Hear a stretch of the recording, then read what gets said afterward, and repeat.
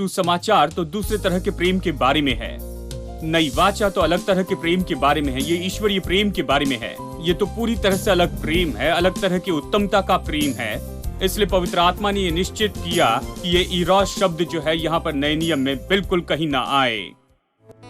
So I'll cherish the old rugged cross till my trophies at last I lay down. I will cling to the old rugged cross and exchange it someday for a crown on a hill far away. Stood an old rugged cross, the emblem of suffering and shame. Oh, I love that old cross, where the dearest and best for a world of lost sinners was slain. So I'll cherish the old rugged cross till my trophies at last I lay down. I will cling to the old rugged cross and exchange it someday for a oh, that old rugged cross, so despised by the world, has a wondrous attraction for me. For the dear Lamb of God left his glory above to bear it to dark Calvary. So I'll cherish the old rugged cross till my trophies at last I lay down. I will cling to the old rugged cross and exchange it someday for a crown. I will cling to the old rugged cross and exchange it someday for oh, the blood of Jesus. Oh, the blood of Jesus. Oh, the blood of Jesus. It washes white as snow. I'm thankful for the blood. I'm thankful for the blood of Jesus. Yes, I'm thankful for the blood of Jesus. Oh, we're thankful for the blood of Jesus. It washes white as snow. Your blood.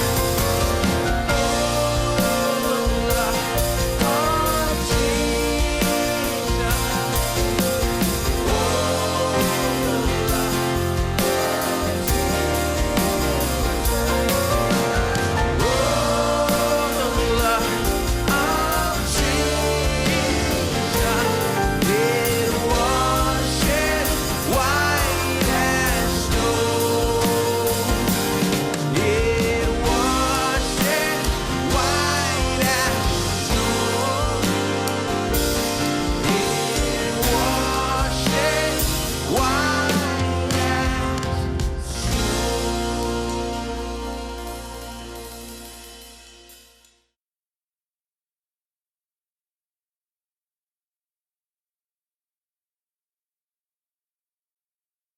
मत्ती रचित सुसमाचार अध्याय 26 और चलिए वचन 26 से यहां पर पढ़ते हैं। जब वे खा रहे थे तो यीशु ने रोटी ली और आशीष मांगकर तोड़ी और चेलों को देकर कहा, लो इससे खाओ, ये मेरी देह है।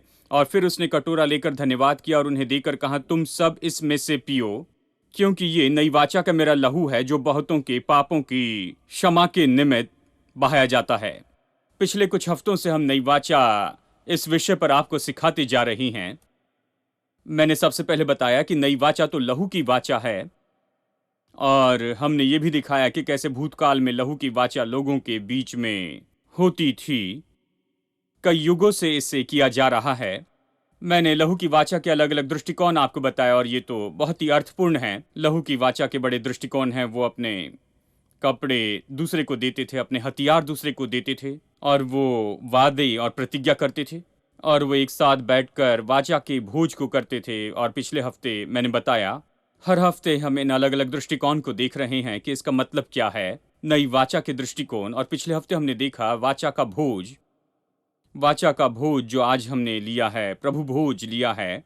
और पिछले हफ्ते हमने वाचा के भोज के अर्थ को देखा है। और आज मैं बताना चाहूंगा, और बुनियाद और ये मुख्य वाचा का जो मुख्य भाग है, वाचा का मुख्य भाग क्या है, वाचा की जो बुनियाद या जो मुख्य केंद्र है, वो तो बस प्रेम है। ये प्रेम के बारे में है। ये परमेश्वर के प्रेम के कारण ही परमेश्वर ने हमारे साथ में वाचा बांधी है। सामान्य रूप में उन दिनों में जब वाचा बांधी जाती थी, लहू की वाचा बांधी जाती थी, ये तो बस इसीलिए कि दो पार्टी एक साथ आती थी और वो एक साथ प्रेम में रहना चाहते थे, मित्रता में रहना चाहते थे, शत्रु होने के बजाय मित्र होना चाहते थे, इसीलिए वो वाचा बांधते थे।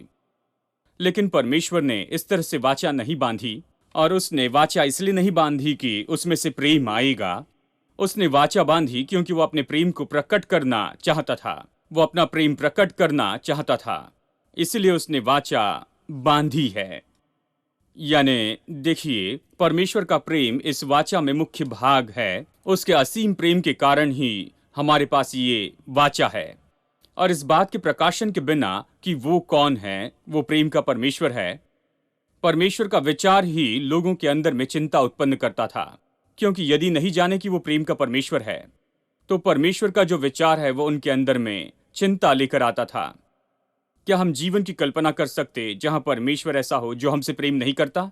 खास करके जब आप जानते हैं वो सर्वसामर्थी है, जो चाहे वो कर सकता है, और वो सर्वज्ञानी है, यानी वो हमारे मन और दिल में देख सकता है, हमारे मन, विचार और उद्देश्यों को जान सकता है। अगर उसे पसंद नहीं आए तो फिर बहुत से लोग सोचते हैं परमेश्वर ऐसा है, वो हमेशा देखते रहता है, वो हमेशा हमारे दिल और मन को देखता है, वो जानता है कि क्या हो रहा है, वो सर्वसामर्थी हमें कुचल देगा, दंड देता है, न्याय करता है। तो परमेश्वर के बारे में सही समझ रखे बिना बहुत से लोग इस तरह सोचते हैं कि परमेश्वर ऐसा व्यक्ति जो ऊपर बैठा है, राह देख रहा है कि हम बस गलती करें और फिर वो हमें मारते जाएं और हम पर किसी तरह का दंड लाए या फिर हमारा न्याय करते जाए। उनके पास परमेश्वर के बारे में इस तरह का ऐसा डर है, ये आदर का भय नहीं है, परमेश्वर के बारे में ये बुरा डर है, और वो डरते हैं और इसके कारण दहशत में रहते हैं। लेकिन बाइबल कहती है कि शुभ संदेश, यानी ये जो सुसमाचार है, ये परमेश्वर के प्रेम की अच्छी खबर है। शुभ संदेश ऐसा है जहां पर हम इस खबर की घोषणा करते हैं, ये प्रकाशन की परमेश्वर कौन है, वो प्रेम का परमेश्वर है, वो हमारे बारे में कैसे महसूस करता है, यही तो सुसमाचार है। यानी आप सुसमाचार को इस तरह से समझते हैं और इस तरह से सही तरीके से इसकी घोषणा करते हैं, तो ये लोगों के जीवन में आनंद लाता है। तो आज मैं परमेश्वर के प्रेम के बारे में आपको बताना चाहता हूं, ताकि हम समझ सके कि ये वाचा किस बारे में है। मेरे साथ देखिए, पहला यूहन्ना अध्याय 4 वचन 7 से आगे पढ़ते हैं। हे प्रियों, हम आपस में प्रेम रखें, क्योंकि प्रेम परमेश्वर से है, और जो कोई प्रेम करता है वो परमेश्वर से जन्मा है, परमेश्वर को जानता है। जो प्रेम नहीं रखता वो परमेश्वर को नहीं जानता, क्योंकि परमेश्वर प्रेम है। जो प्रेम परमेश्वर हमसे रखता है वो इससे प्रकट हुआ कि परमेश्वर ने अपने इकलौते पुत्र को जगत में भेजा है कि हम उसके द्वारा जीवन पाएं।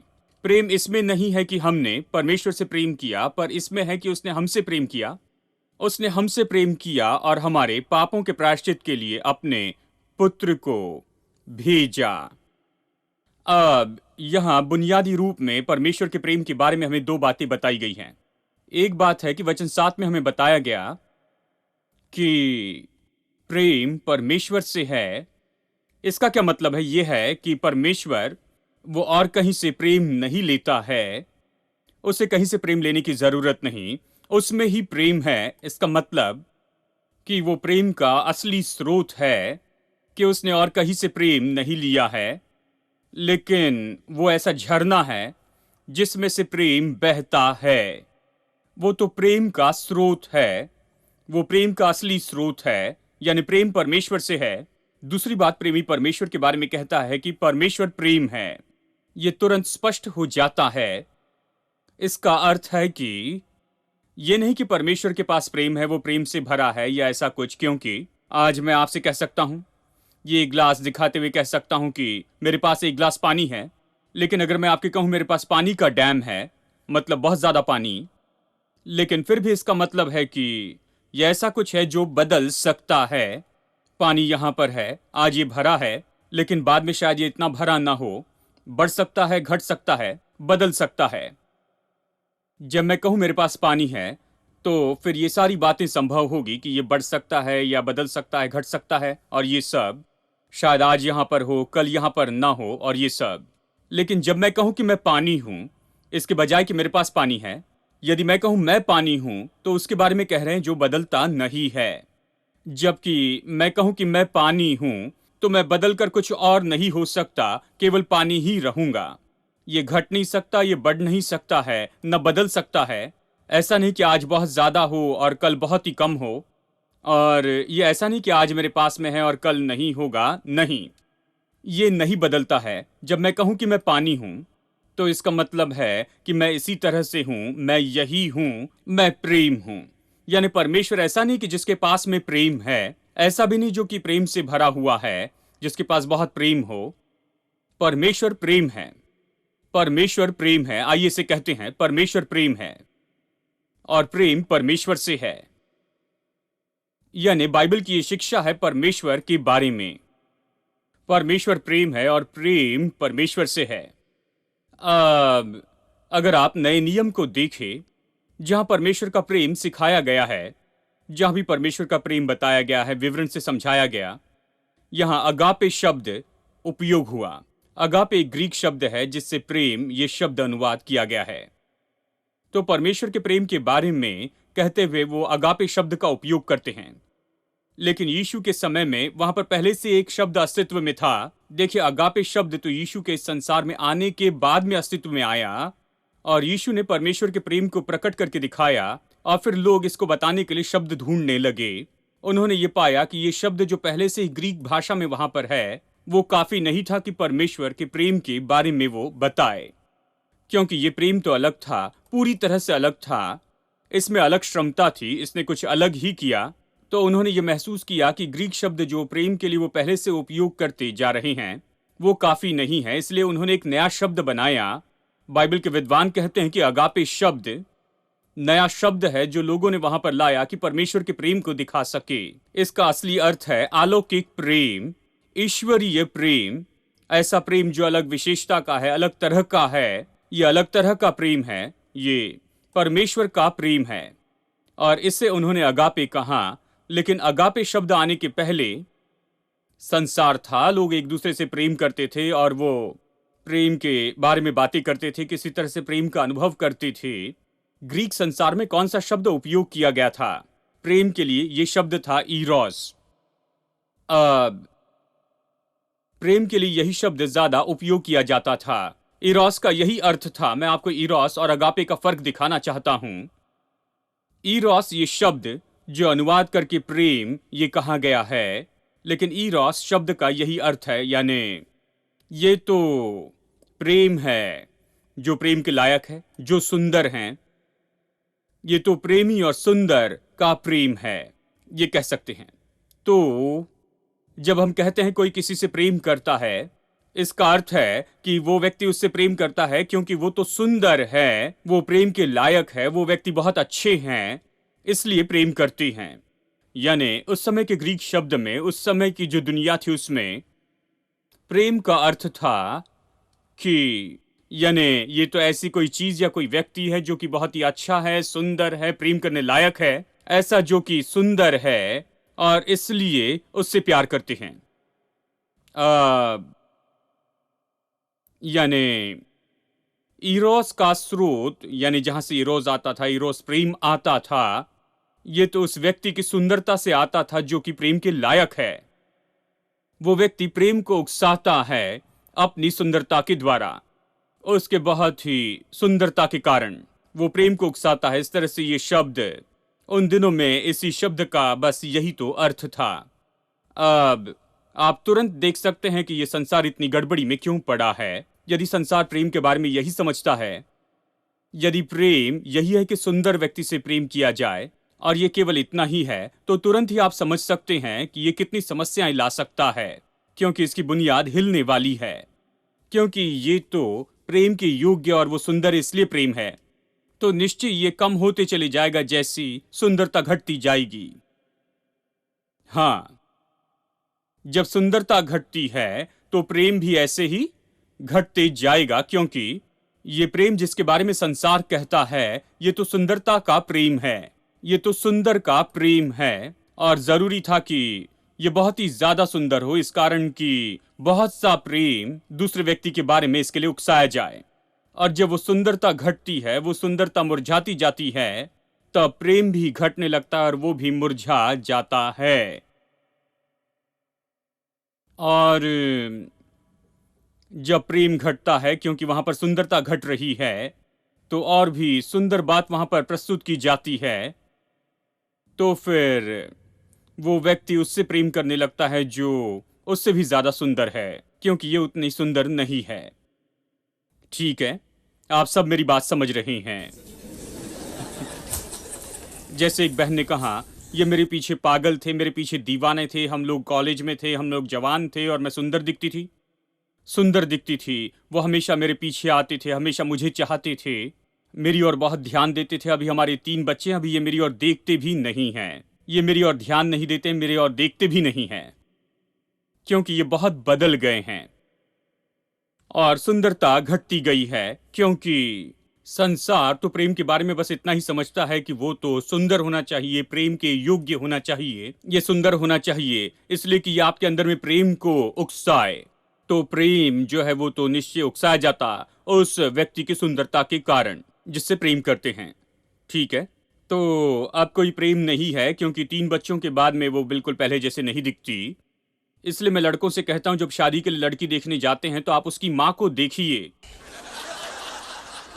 हाँ, ये महत्वपूर्ण है, क्योंकि आपको बस यही तो मिलेगा जब आपकी पत्नी 50 साल की हो जाएगी।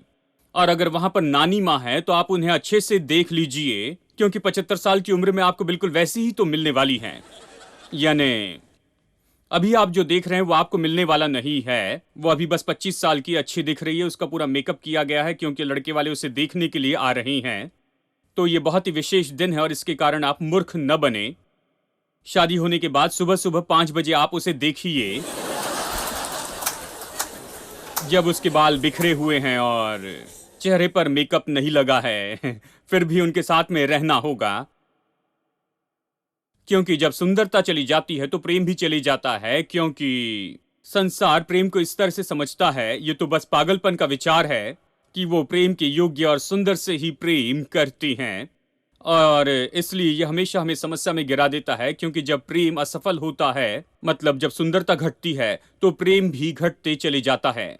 और साथ ही ये तो सुंदर और प्रेम के लायक व्यक्ति से प्रेम करना, मतलब जो प्रेम करता है वो इस सुंदर चीज या व्यक्ति से प्रेम करता है क्योंकि उसकी खुद की जरूरतें हैं, वो इसका आनंद उठाता है उससे प्रेम में, और इसलिए वो उसके पीछे जाता है, क्योंकि वो तो बस अपनी जरूरतें और अपने आनंद की चीजों को पूरा करना चाहता है। हाँ, यानी वो इस व्यक्ति को केवल उपयोग के लिए एक ऐसे साधन के रूप में देखता है कि अपनी इच्छा, अपनी जरूरतों को पूरा करते जाएं। और जब जरूरत पूरी हो जाती है, जब आनंद ले लेते हैं, तो ऐसा महसूस करते हैं अब इसकी कोई भी जरूरत नहीं है या उस व्यक्ति की, और उस व्यक्ति को निकाल देते हैं। हाँ, यानी इस तरह के प्रेम में यही तो समस्या है। ये तो इरोस प्रेम है जिसे संसार में लोग प्रेम के रूप में समझते हैं। अब देखिए, संसार इस विचार से भरा है। अगर आप टेलीविजन को देखें, अगर आप फिल्मों को देखें, अगर इश्तिहारों को देखें, देखिए ये विचार वहीं से तो आते हैं। आप टेलीविजन के इश्तिहार में बदसूरत को नहीं देखते हैं, यानी उन्हें पूरी तरह से सुंदर होना है। यानी आप मंजन भी बेच रही हैं जिसे केवल गांव में उपयोग करते हैं, लेकिन वो व्यक्ति सुंदर होना चाहिए। बिल्कुल जवान लड़की होनी चाहिए जिसके दांत बिल्कुल चमक रहे हो और बिल्कुल सही लाइन में हो, बहुत सफेद हैं और बिल्कुल चमक रहे हैं और एक भी कोई भी दाग नहीं है, जानते हैं। यह वहां कुछ भी टूटा नहीं होना चाहिए, ये पूरी तरह से सिद्ध होना चाहिए, क्योंकि ये तो प्रेम के योग्य और सुंदर से प्रेम करना है। ये इसी पर आधारित है। फिल्मों में देखिए, सभी हीरोइन सुंदर होती हैं। सामान्य रूप में वो सुंदर होते हैं और मेकअप करके उन्हें और सुंदर दिखाते हैं। अगर आप सुंदर नहीं हैं तो आप फिल्मों में नहीं जा सकते हैं। शायद आपको कॉमेडियन का काम मिल सकता है। सुंदरता उनके लिए बहुत मुख्य बात है, देखिए। और इसी तरह प्रेम संसार के सामने दिखाया जाता है। ये सुंदर लड़का और ये सुंदर लड़की एक दूसरे से प्रेम करते हैं, इसी तरह से सारी बात दिखाई जाती है। और जानते हैं, इसका संबंध हमेशा उस प्रेम के योग्य और सुंदर से होता है जो चाहने लायक है, इसलिए प्रेम किया जाता है।